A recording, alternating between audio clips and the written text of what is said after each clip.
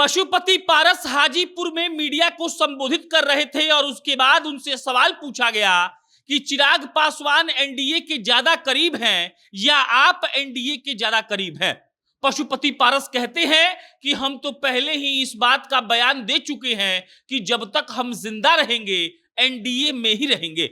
और उसके बाद अगला सवाल पत्रकार पूछते हैं पशुपति पारस से कि बताइए साहब, चिराग पासवान को केंद्रीय नेतृत्व ने Z+ सिक्योरिटी दे दी और अब ऐसा लगता है कि वो ज्यादा करीब हैं। और उसके बाद पशुपति पारस ने जो जवाब दिया वही बताने के लिए हम यहां आए हैं। पशुपति पारस कहते हैं इंदिरा गांधी के पास भी बहुत ज्यादा सिक्योरिटी था, लेकिन क्या हुआ ये सब लोग जानते हैं। उनकी हत्या कर दी गई। एक नेता के लिए और एक अच्छे नेता के लिए सिक्योरिटी जी का जंजाल होता है और इससे आप तय नहीं कर सकते हैं कि कौन कितना करीब है। पशुपति पारस हाजीपुर में थे और पशुपति पारस कर्नाटक चुनाव में प्रचार करने के लिए भी एनडीए के लिए गए थे। लेकिन इन सब बातों से इतर चिराग पासवान और पशुपति पारस की जो अदावत है वो कम होने का नाम नहीं ले रही है।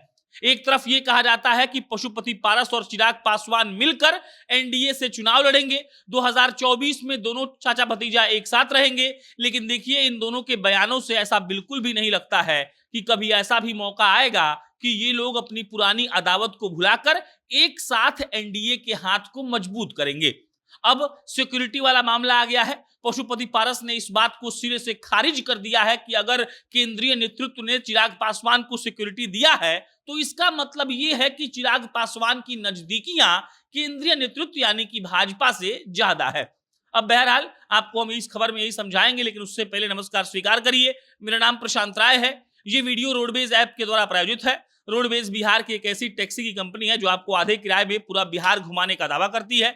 आपको पटना एयरपोर्ट से बिहार के किसी भी गांव में जाना हो या बिहार के किसी भी गांव से पटना आना हो, आपको प्ले स्टोर पर जाना है, रोडवेज का ऐप डाउनलोड करना है और आप आधे किराए में पूरा बिहार घूम लेंगे। अब लौटते हैं चिराग पासवान पर और पशुपति पारस पर। चिराग पासवान पशुपति पारस के एक साथ कभी आने की कल्पना अब नहीं लगता है की जा सकती है। इसीलिए नहीं की जा सकती है क्योंकि चिराग पासवान से पूछिए तो वो कहते हैं कि हमारा उनसे कोई रिश्ता नहीं है। पशुपति पारस से पूछिए तो वो कहते हैं कि हमारा भी उनसे कोई रिश्ता नहीं है। एक बार पशुपति पारस ने कहा था कि चिराग पासवान अगर आकर हमसे माफी मांग लेंगे तब हम सोचेंगे कि उनके साथ हमको जाना है कि नहीं। लेकिन कल हाजीपुर में जो हुआ वो ये बता रहा था कि एनडीए में जाने के लिए चिराग और पशुपति अपने अपने हिसाब का काम कर रहे हैं और पशुपति पारस इस बात को बिल्कुल भी नहीं मानते हैं कि भाजपा कभी चिराग पासवान की पार्टी को या उनको एनडीए में शामिल करेगी। पत्रकार उनसे पूछते हैं कि देखिए चिराग पासवान को भले कर्नाटक चुनाव में प्रचार करने के लिए नहीं भेजा गया, लेकिन केंद्रीय नेतृत्व ने उनको Z+ सिक्योरिटी देकर यह बता दिया है कि केंद्रीय नेतृत्व का जो ढलान है या कह लीजिए जो संबंध है वो चिराग पासवान से ठीक है। पशुपति पारस तपाक से कहते हैं कि देखिए अच्छे नेता के लिए जो सिक्योरिटी होता है वो जी का जंजाल होता है। अगर आप नेता हैं और अच्छा काम कर रहे हैं तो आपको सब लोग पूछेगा।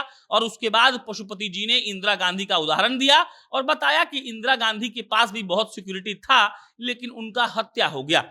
अब पशुपति पारस का इसका मायना क्या है ये समझ लीजिए। इसका मायना ये है कि पशुपति पारस कह रहे हैं कि देखिए एक झुंझुना पकड़ा दिया गया है चिराग पासवान को सिक्योरिटी के नाम पर और असलियत ये है कि चिराग पासवान की कोई भी पूछ एनडीए में नहीं है और उनको एनडीए वाले कभी नहीं अपनाने वाले हैं। बाकी इस पर कोई अपडेट आएगा तो आपको इत्तला करेंगे। मेरा नाम प्रशांत राय है। बहुत बहुत धन्यवाद।